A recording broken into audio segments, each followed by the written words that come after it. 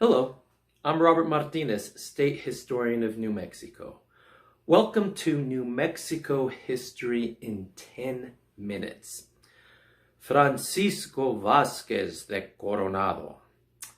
It's not just the name of a mall in Albuquerque. It's the name of an explorer, a politician, a wealthy man who came to New Mexico in 1540 after reports of gold and people in what is now New Mexico.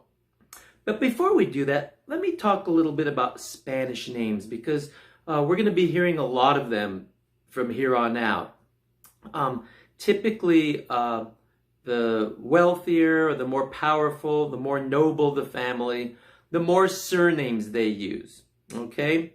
So just keep in mind that when you hear this string of surnames, there is a rhyme and there is a reason to it, although there are no hard, fast rules. So, for example, I'm going to use myself, okay?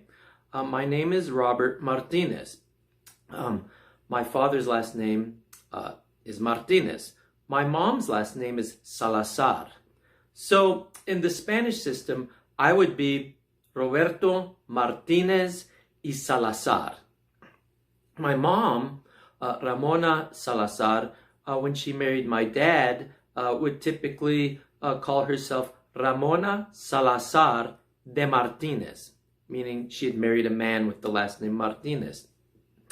Now, if you really want to put on airs, you might use all the surnames of your grandparents, all four of them. So for me, it would be my paternal grandparents and then my maternal grandparents. I would be Roberto Martinez Lovato y Salazar Ulibarri. Sounds fancy.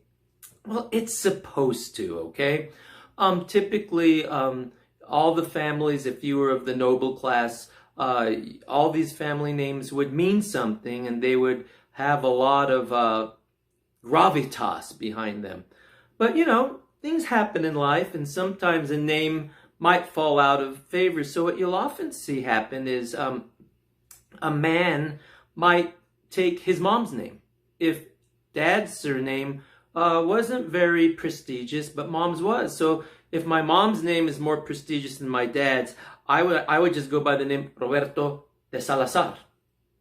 Also, we need to keep in mind that in the Spanish system, women kept their surname. Women did not take on the surname. It's in the American and Protestant cultures that women give up their surname and take their husband's name, but not so in the Spanish and Mexican world.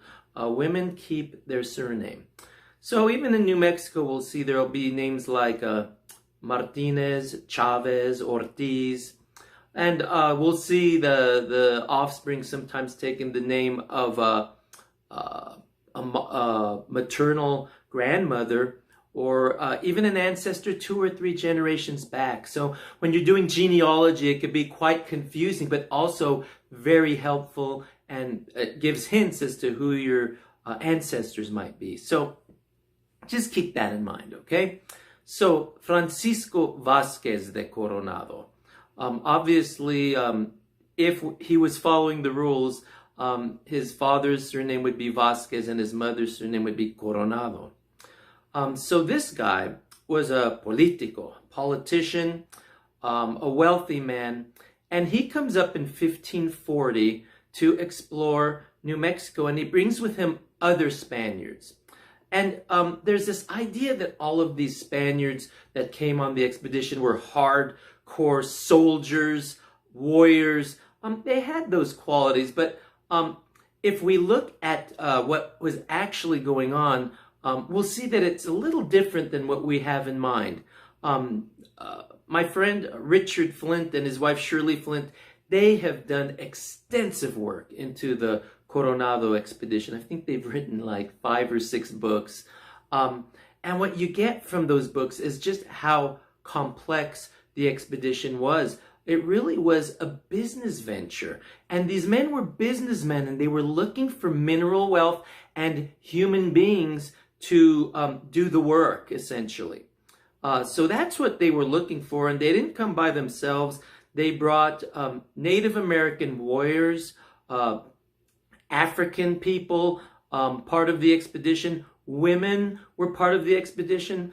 This is important in my own opinion because one of the reasons I got into history back in the mid-90s is I was always interested in the people, the ones we don't know about, the names we don't know. Of course, it's important to know George Washington, Francisco Vasquez de Coronado, Queen Isabel, Queen Victoria. They're important. They're the movers and the shakers in history. But they didn't do these things all alone. They didn't accomplish their accomplishments by themselves. They had people who were doing the heavy lifting, doing the fighting, doing a lot of the moving and the bringing animals and building things and fighting. So that's what I'm interested in. With Coronado, it was definitely a mixed group. And when they come up in 1540, they are on a mission. Now, remember Fray Marcos de Niza, that French priest, Fray Marc de Nice? He came on the expedition. There's been a lot of speculation as to what his motivation might have been, because when they got here, they did not find cities of gold. They found towns of mud and stone and sticks, people living in a very orderly manner, but it wasn't what they expected. Some people have painted Fray Marcos as a knave, a liar, a scoundrel, a troublemaker. But it makes you wonder, why would he volunteer to come on the expedition if he were those things? I mean, he might have been, I don't know. But I think he believed he saw gold in New Mexico. And when he got back up here, I think he was as shocked and disappointed as the rest of the expedition. It was pretty bad. The soldiers wanted to kill him.